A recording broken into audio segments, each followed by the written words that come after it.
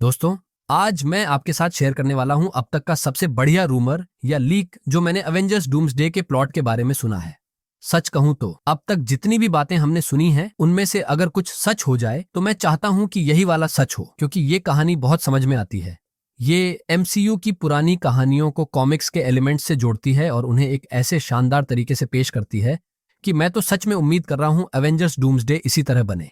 हालांकि इस लीक का ओरिजिनल सोर्स अभी क्लियर नहीं है, तो इसे हम रूमर की तरह ही मानेंगे, कंफर्म नहीं। लेकिन इसे सुनने के बाद आप खुद कहेंगे, भाई अगर फिल्म में ऐसा हुआ तो मजा आ जाएगा। तो चलिए शुरू करते हैं।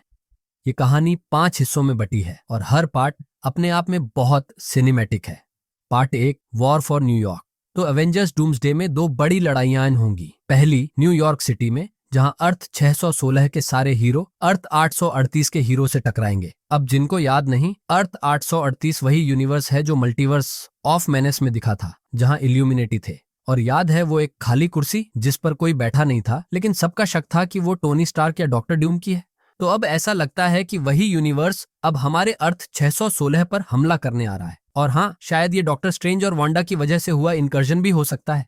अब इस बैटल में अर्थ 616 के सभी हीरोज होंगे। Avengers, Spider-Man, young Avengers, Wakandans, Guardians of the Galaxy और म्यूटेंट्स। लेकिन ये म्यूटेंट्स हमारे यूनिवर्स के नहीं, एक्स-मैन यूनिवर्स के होंगे।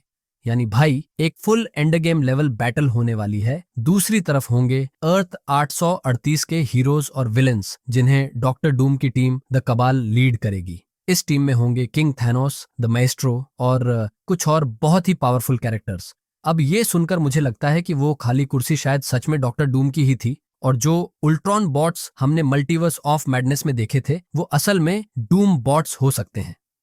Part 2, Sentry's madness and Charles Xavier sacrifice. अब आते हैं सबसे इमोशनल हिस्से पर। इस युद्ध के दौरान कई बड़े हीरोज की मौत होती है। सेंट्री और वांडा मैक्सिमॉफ दोनों डॉक्टर डूम के कंट्रोल में होते हैं। सेंट्री पागल हो जाता है और अर्थ 838 पर तबाही मचा देता है।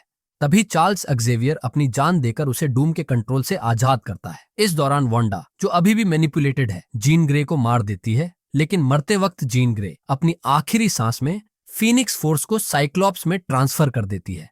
भाई साइक्लोप्स को फीनिक्स फोर्स मिलते देखना कितना पागलपन भरा होगा ना। कॉमिक्स में भी साइक्लोप्स ने सीक्रेट वॉर्स में डूम से लड़ा था, और अगर ये फिल्म में हुआ तो फैंस दीवाने हो जाएंगे। और सोचो, वांडा वर्सेस जीन ग्रे का मुकाबला। फैंस सालों से यही पूछते आए हैं, अगर वांडा और फीनिक्स फोर्स वाली जीन ग्रे लड़ें तो कौन जीतेगा? और इस रयूमर के मुताबिक जवाब है वांडा। अब आता है part 3, the retreat and the raft. यहाँ कहानी थोड़ी डार्क हो जाती है। जब मल्टीवर्स कोलैप्स होने लगता है तो डॉक्टर स्ट्रेंज और क्लिया मिलकर वांडा और सेंट्री को डूम के पास ले जाते हैं। रीड रिचार्ड्स और हैंक पिम मिलकर एक विशाल राफ्ट बनाते हैं, एक जहाज जो अलग अलग यूनिवर्सेस से हीरोज को बचाने के लिए है।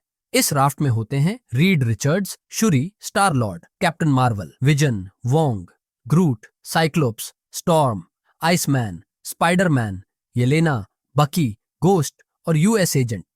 लेकिन ट्विस्ट ये है, कुछ विलेंस भी चुपके से इस राफ्ट में घुस आते हैं। इनमें हैं king Thanos, Maestro, the Maker, Black Swan, Proxima Midnight और कॉर्वस ग्लेव। फिर होता है एक बड़ा एक्सप्लोजन। दुनियाएं आपस में टकरा जाती हैं और राफ्ट समुद्र की गहराइयों में डूब जाती है। धीरे धीरे वो क्वांटम रेल्म में जा पहुंचती है और सब बेहोश हो जाते हैं। इसके बाद आता है part 4, battle of the void. दूसरी तरफ TVA में डॉक्टर डूम का सामना होता है लॉकी के मल्टीवर्सल एवेंजर्स से। इस टीम में है Captain America, Ghost Rider, Toby Maguire की Spiderman, Blade, Elektra, Gambit, Vulcan, Deadpool, X-23, Captain Carter, Thor और superior Iron Man infinity stones के साथ।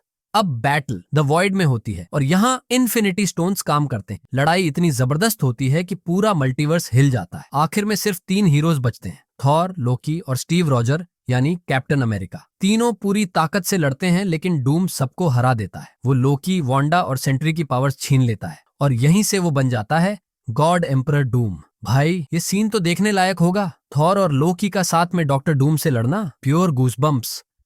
आखिर में आता है पार्ट 5, द न्यू गॉड। ये होगी सबसे एपिक एंडिंग। डॉक्टर डूम अपने नए सिंहासन पर बैठा दिखेगा। उसके दाएं बैठी होगी स्कारलेट विच, बाएं होगा डॉक्टर स्ट्रेंज जो अब उसका शरीफ बन गया है, और उसके साथ है सेंट्री भी। पूरा मल्टीवर्स नष्ट हो चुका है, अब सिर्फ डूम ही बचा है एक नए गॉड के रूप में।